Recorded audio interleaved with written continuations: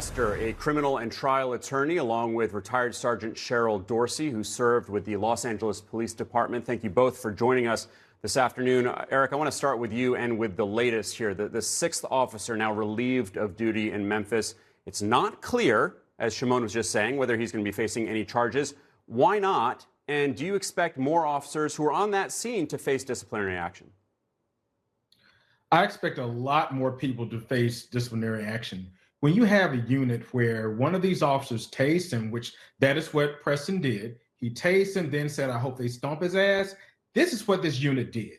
And you cannot convince me in a million years that only these few people knew what this unit was doing. Some of their higher ups in the department had to know, because this was obviously their normal method of operation. This is what they did all the time, because everyone involved, including the guy at the first stop, Hemphill, said, "I hope they stomp him," which he knew that's what they were going to do. He had an indication that that is their style because he was part of it. So I do believe that this is one of many, which when I watched the tape, I noticed what this guy said and said, why is this guy not being suspended? Why is he not being disciplined? And why does it take several days for us to get to him right now? And Sergeant Dorsey, in terms of watching that tape, according to DOJ's National Institute for Justice, they did a comprehensive review of 70 studies on those body-worn cameras, and those studies showed no consistent or statistically significant effects. So, of course, it's thanks to the body cameras that those officers were wearing and surveillance cameras that we saw the actions of these officers in Memphis. So that begs the question, did these officers just not care? Well, they were in a zone, adrenaline was pumping, and this is what they do. It just happens so naturally. This is how they conduct and comport themselves. And so we hear this confirmed and corroborated by Hemphill, who didn't have the physical stamina to go in foot pursuit and get in on that second attack on Mr. Nichols. He said, "I hope they stomp his ass." And so the problem that the police chief continues to have, so much for transparency, we're just finding out about Hemphill, but her problem is multifaceted. She unleashed inexperienced, unsupervised miscreants on an unknowing community. She created this scorpion task force. She put these officers on that unit, and then she failed to acknowledge complaints that were coming in from the community about excessive use of force. And so she has a part to play. She's complicit, and she needs to go. But, Sergeant, are you surprised that these officers, knowing how many cameras were around, did not act differently, that they just went ahead with this?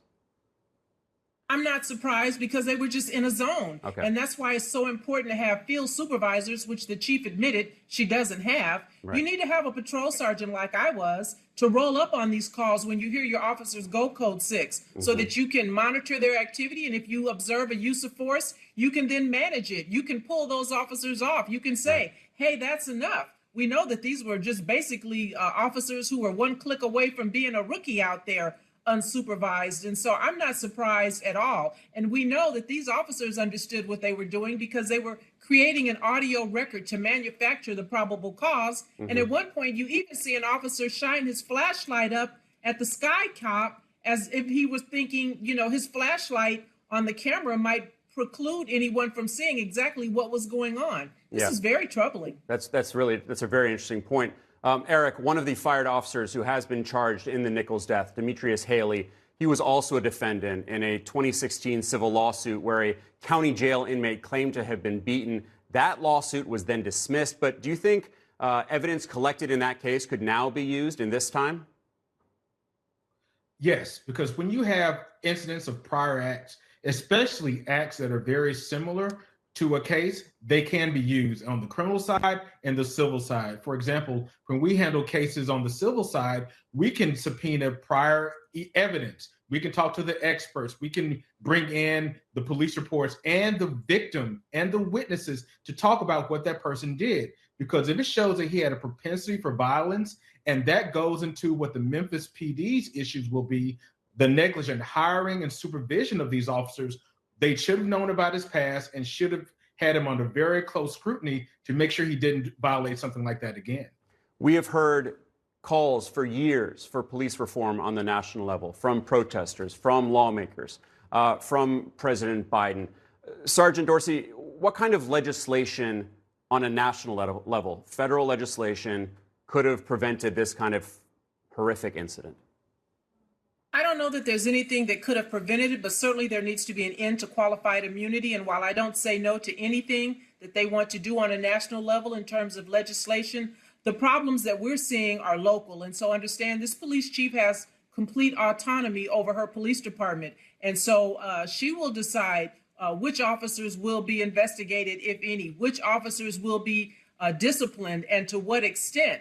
And so there needs to be now an independent audit done of that unit and every specialized unit across these 18,000 police departments. Perhaps President Biden can compel these police departments to do just that, withhold funds, create a consent decree across all 18,000 so we can see exactly who the bad apples are and get them off the department.